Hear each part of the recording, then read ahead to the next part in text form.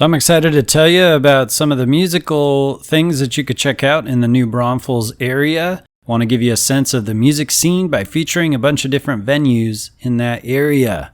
Now, the first place I went when I came into town was the Redbird Listening Room. This place is providing a real service to the area by providing a nice listening room, supporting songwriters so songwriters can go up there on their open mic nights every Thursday for their songwriter night, sign up on the list and play a few songs, and it's a really supportive crowd. They even have people who go just to see the songwriters play. It's not just other performers in the audience, and they're really helping people develop their skills of telling stories between songs because they pay attention. But they got plenty of shows there at the Redbird Listening Room, so I came in for Slade Cleaves, which is a great artist to see in that type of setting. He was playing with Scrappy Judd Newcomb. Next up, we're going to move to downtown New Braunfels to the Phoenix Saloon.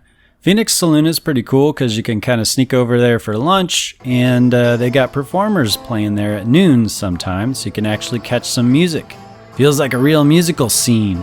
This is in a building from 1871. It's regarded as the place where chili powder was invented.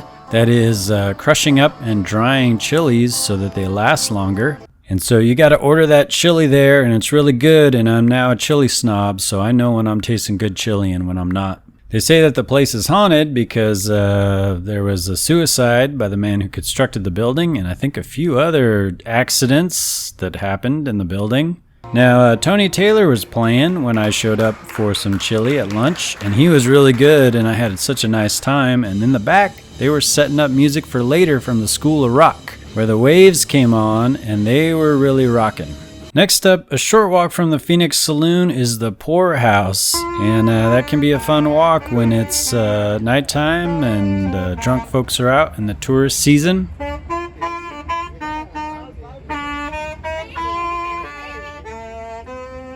I feel like the Pour Haus is always a pretty wild place, and it's a place that I gotta check out multiple times on a trip to New Braunfels. Ali Matthijs band is playing here in this footage, and I've also caught Sean Hart playing there, and they're both really great and really entertaining. Just a lot of talent here in the New Braunfels area. Now we're going real touristy here in that square area of New Braunfels to Moonshine Ale. Can't stress enough that this really is a place for tourists, but I met some tourists coming in just staying on like a weekend getaway kind of trip. Met up with them at Moonshine Ale, and it was a lot of fun. This place was a piano bar, so tons of talent among those piano players playing those recognizable songs. Then not far from Moonshine Ale is Sidecar at Prince Solms Inn. I love to be able to check out Sidecar when I'm in the area. They got really good drinks there, and it's just a relax, feels like a speakeasy vibe, feels fancy, and they had Brett Klein playing piano. Okay, now we're gonna move to Freiheit Country Store. This place has a lot of space, it's got a big old stage, and got a lot of people hanging around on the tables. It's known for having some great burgers, and they get some exciting bands playing out there to rowdy crowds. A similar place is a place called Billy's Ice. I mean, it's the same story. I think there was more of a biker crowd when I happened to be there, and still, it was the Ali Matthijs band and her friends that were out there playing. The watering hole you got right there in New Braunfels. This is regarded as a place to go out dancing, so you can catch some country dancing there at the watering hole and catch some music as well. And now we're moving to River Road Ice House. And man, River Road Ice House was a lot bigger than I expected it to be. Now I know they have intimate music kind of inside in a smaller stage, but they've got a giant stage out there, and I came to see Stoney LaRue. Bunch of people having a great time. You're encouraged to get there early so you can find parking, and that was a great experience. It's just so weird how there's just a random spot seemingly out in the middle of nowhere that just has tons of people hanging out to see live music. Next up is Devil's Backbone. Now, Devil's Backbone has a great name.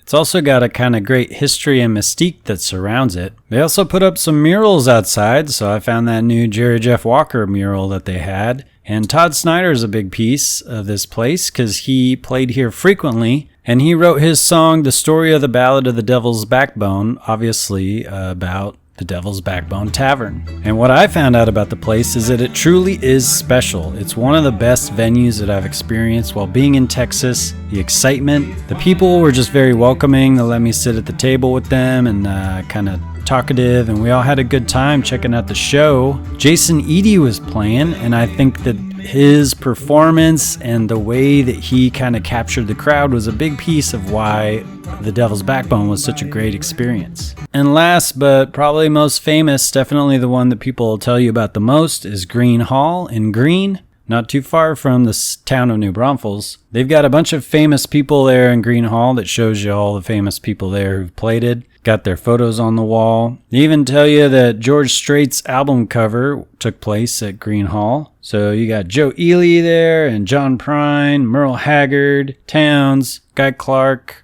I've been to Gruene multiple times. I went to check out the 2 Ton Tuesdays, where 2 Tons of Steel plays, and that's where they got the dancing crowd out there. And I went and checked out Dale Watson too. I feel like that's such a real Texas experience to see Dale Watson play at Gruene Hall. He's such an entertaining guy. He was pulling a shiner out of a woman's hand because he just thought it was such a travesty that she wasn't drinking Lone Star beer. Breaking the shiner beer, I just felt so bad for you. I felt. So he has a collection of Lone Star beers in the backup in case that happens, and he gave her a Lone Star. He was also telling the folks how to dance, which was helpful. You got to give him a reminder, so he just literally said, quick, quick, slow, slow.